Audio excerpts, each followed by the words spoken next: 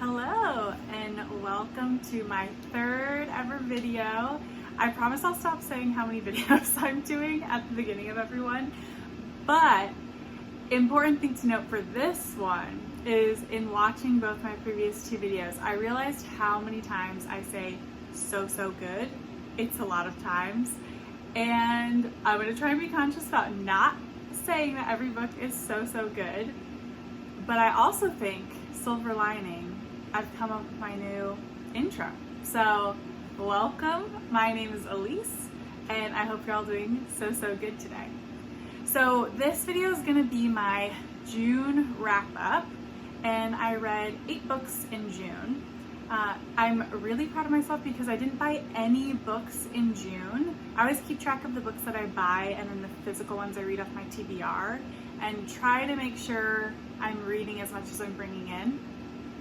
So this month I didn't buy any books, but I only read 3 books off of my physical TBR. I read a lot from the library this month, so there's that.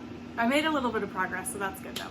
So the first book that I read this month was The School for Good Mothers, and this is by Jessamine Chan. This is published by Simon & Schuster. And this book I gave 4 stars. I really enjoyed it. It's about a mother who, at the beginning of the story, does something very bad that concerns her daughter, and she gets reported to CPS. And CPS has just come out with this new program called the School for Good Mothers, where they enlist mothers into this new facility and try to rehabilitate them. But it's very dark.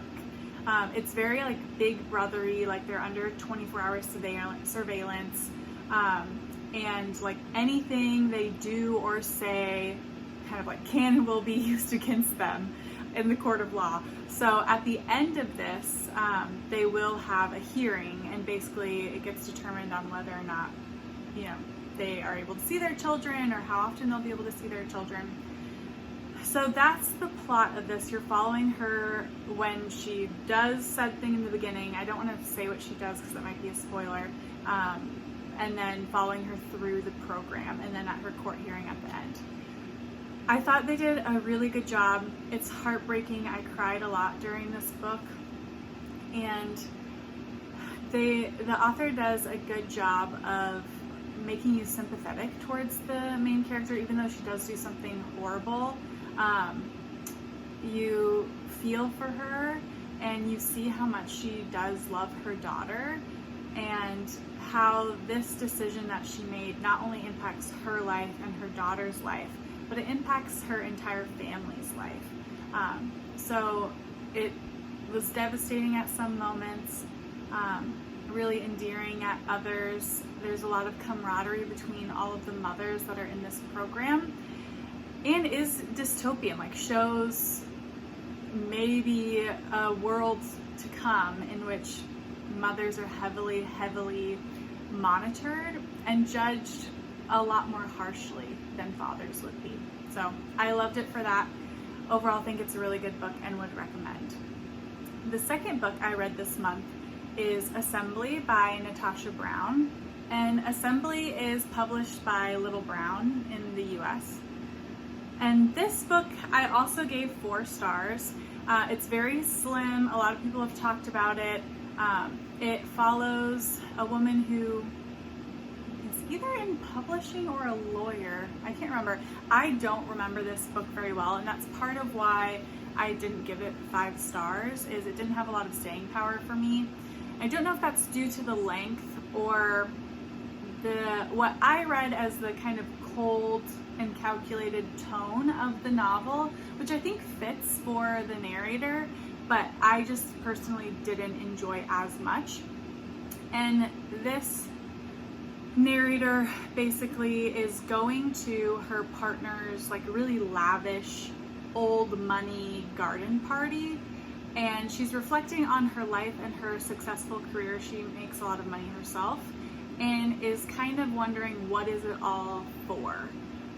And that's the premise of the novel. I won't say more than that because it's so slim. It would be a spoiler if I told you any more. But overall, I did enjoy it. I appreciated all the kind of commentary on work culture and capitalism and consumerism, and yeah, what it means to be a working person in the 21st century. So overall, enjoyed it. Would still recommend. I probably like School for Good Mothers a little bit more though. Next book I read this month is Sauron Bliss by Meg Mason. This is published by Fourth Estate, and this novel follows Martha, and I've spoken about this novel in I think my previous 2 videos maybe, so I won't go over it heavily, but this novel follows Martha, and for me it's a novel in 2 parts. The first part is what I would call pre-diagnosis, and the second part is post-diagnosis. And in the beginning we follow Martha from childhood.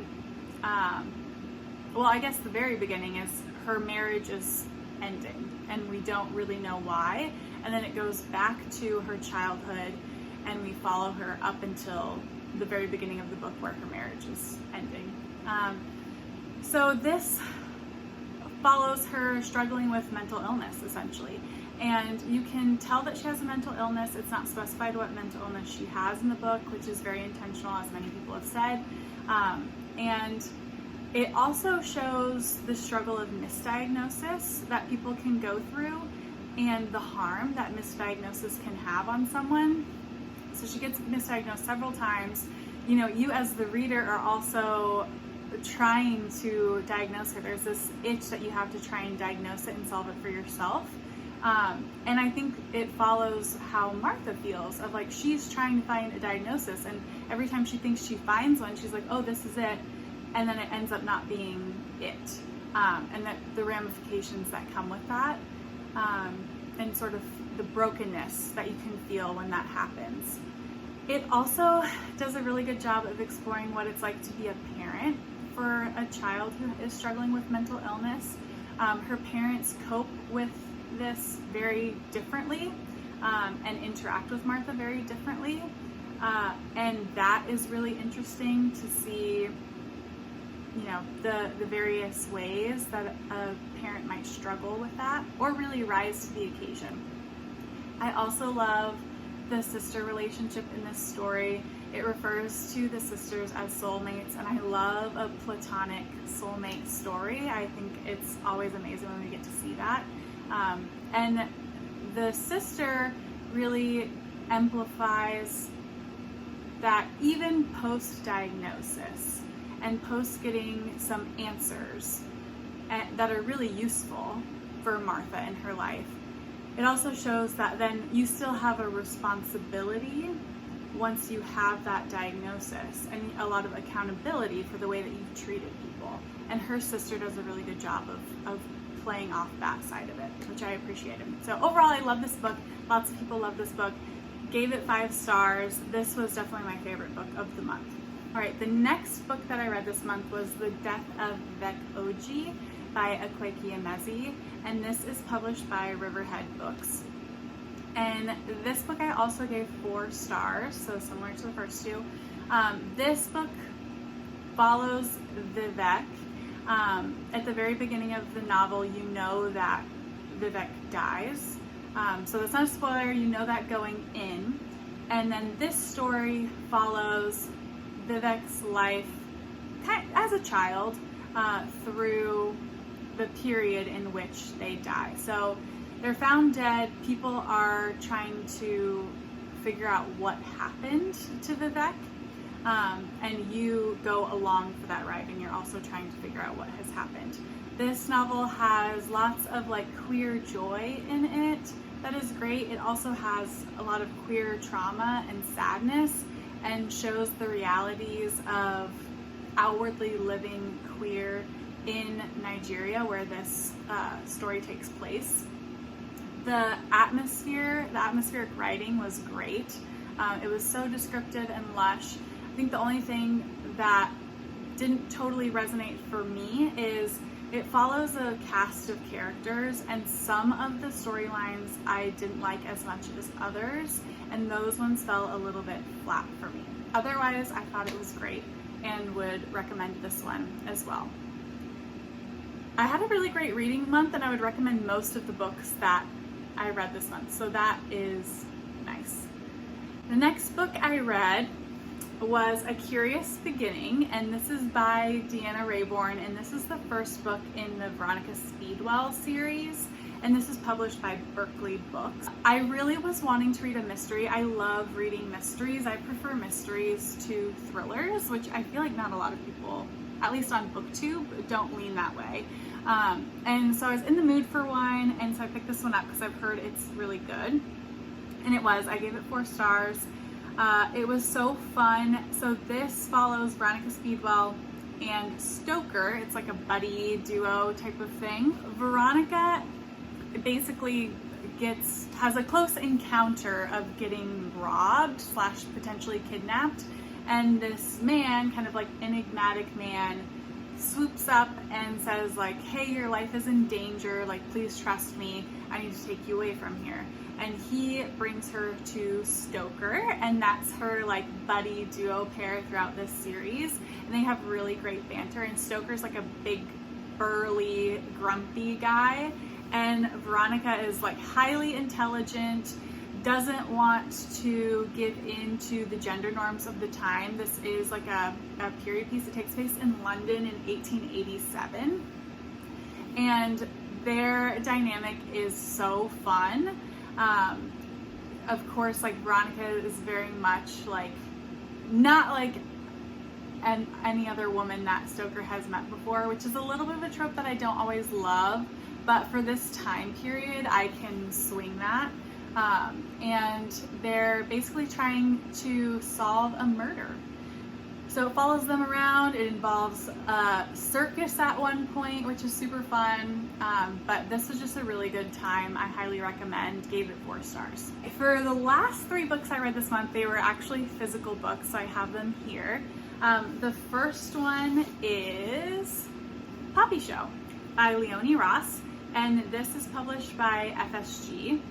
And this book I gave 3 stars. I would say this is probably a 3.5, but I don't do half stars, so I gave it 3. I'm going to talk about what I liked about this book first, and then I'll talk about what I didn't love. But overall, I did enjoy this, and I don't regret reading it. I'm glad I read it, and I would still recommend this book. The things that I loved about this is like well, first I'll tell you what it's about if you don't know. So this takes place on like a fake archipelago called Popisho, and everyone that lives on Popisho has a special ability that's called a chorus. And this could be anything from like something really small, like you could, hear color, to something really, really big, like one of the main characters in here can make a meal that is like perfect for anyone that they serve, and they do that by like the ingredients coming out of their hands. So there's a wide range of choruses, and it follows a big ensemble cast, and shows the lead up to a tropical storm. Basically, I think it's a hurricane. So that's the plot of this book. Each character kind of has their own arc, and there's good character development in this. We get to explore, political dynamics and like corruption in the government. That was very interesting, and like the idea of protest around that. We explore a lot of gender norms and gender roles, and we see especially the women trying to flip these gender roles. And this is a highly sensual book as well. So there's a lot of sex in this book. It's not like romance by any means, but there is a lot of sex in this book, and a lot of sensuality in this book, particularly with like the women trying to explore their sexuality and learning what it means to like menstruate and things like that. Those things I really loved throughout this book. The things that I didn't love as much, and this is really personal preference, I do think it's a great book, but for me, this fell a little flat in some of the storylines. So some of the storylines I didn't enjoy as much as others, and didn't think they went quite deep enough for me to become fully invested in those stories. Some of the storylines, you're in it for the ride. It's not in it. I didn't get anything out of them. It was more like enjoyment, and that isn't my favorite. I really do want to get something out of it, even if it's something small, as opposed to just like kind of enjoying the ride of the characters. But I did really love some of the plot lines, loved a lot of the dialogue between the characters, and overall enjoyed it. So would still recommend. The next book that I read this month is Act Your Age, Eve Brown by Talia Hibbert, and this is published by Avon Books. And this is the third in the Brown Sisters trilogy, so the last one following Eve Brown. And this is a romance. And Eve Brown is very much like a sunshine character, very bubbly, bright, outgoing, and she is trying to get a job, so kind of become an adult, enter the world, get a job, a stable job, and she applies for a job at a bed and breakfast, and the love interest, Jacob, owns the bed and breakfast, and he is very much like a grumpy character, very stern, direct, and like hates Eve when he first meets her in the interview. Overall, I enjoyed it. I gave it 3 stars. It was definitely my least favorite in the series, and I was disappointed by it, even though I liked it overall. The first half was really my main issue with the book. So the first half of this book, there's like no plot, like nothing is going on. She's basically just working at the B&B and they're spending time together. Like that's really all that happens, and I needed more to happen in the beginning. There's also no steam in the first half of the book, and this book is almost 400 pages, so it's like 200 pages with no steam, which like, I'm here for the steam, so I needed to happen more quickly than that. And then the other thing is, in the first half of this book, when she's developing the character, she's talking about how like Eve has a hard time feeling like she is, good enough, basically, that she can be productive and successful, and she just feels like a failure. And it explains why she feels that way, but it's so beaten over our head. Like you're told like almost 20 times, like reminded of this. And I'm like, sis, I get it. I do not need to be told anymore. Like I want you to have more faith in the reader than needing to tell me 20 times something like over and over again. So those were my frustrations with the book. The second half definitely gets better. We finally start getting some steam, and the steam is great in this. Like this is impeccable. I think there's such good representation in here. There's sex toy representation in here, which I love, and we need more of in romance. Like there's a whole slew of the population that has to use sex toys to have orgasms, and like we need to see more of that. So I loved that.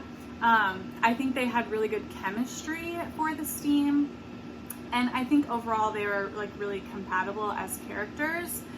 So I enjoyed that aspect of it. And then the plot really does start to pick up at the end. So you start getting some of the tension, some of the drama, and I appreciated that as well. There is also some autism spectrum representation in this. So if you're interested in that, know that it's in here. And overall, I think they did a pretty good job with that. So yeah, this one was 3 stars overall. My least favorite in the trilogy, but I would still recommend reading the whole trilogy. I think it's overall really good. And the last book I read this month is The Factory. And this is by Hiroko Oyamada, and this is published by New Directions Press, I think. Yeah, New Directions paper book. And this is translated, let me find the translator. This is translated by David Boyd from the Japanese. So earlier this year I read The Hole by Oyamada, and I overall enjoyed it. And so I thought I would pick up The Factory because she's known for The Factory the most. And this book follows 3 different workers who work in the factory. and it's this giant, I mean, basically it's its own city, this factory that they work at, and it's nameless.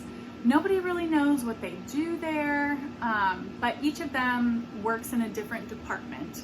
So one does paper shredding, one does proofreading, and one runs their own division, a division of one, kind of like chronicling moss, because they're wanting to put in green roofs at the factory.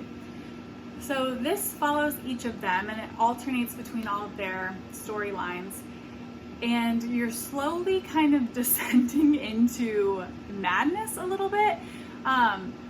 Slowly things become more and more surreal, and you don't know what's happening. And all of the characters start questioning, like, what am I actually doing here? Like, what is my job? What is the factory as a whole actually doing? And really this is commentating on, like, you know, work culture, capitalism, burnout, and kind of being a part of the system. And I think it does a really good job of that. It's successful in that regard.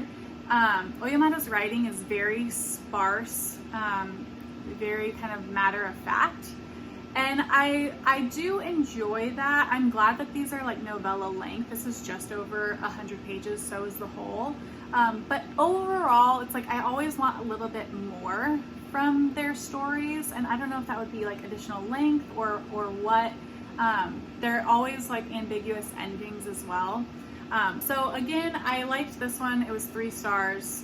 Would still recommend to the right person who's interested in those themes, but didn't like absolutely love it. So that is The Factory. And that is my first ever wrap up, my June wrap up for 2022. If you have read any of these books, please comment down below and let me know what you thought of them. I'm really interested in chatting with people about them. That's the whole reason I started the channel. So I would love it if I get to chat with you about these books. And also comment down below the best book that you read this month. So I'll always want recommendations. So if you read anything amazing this month, please let me know. And I'll see you in the next one. Bye.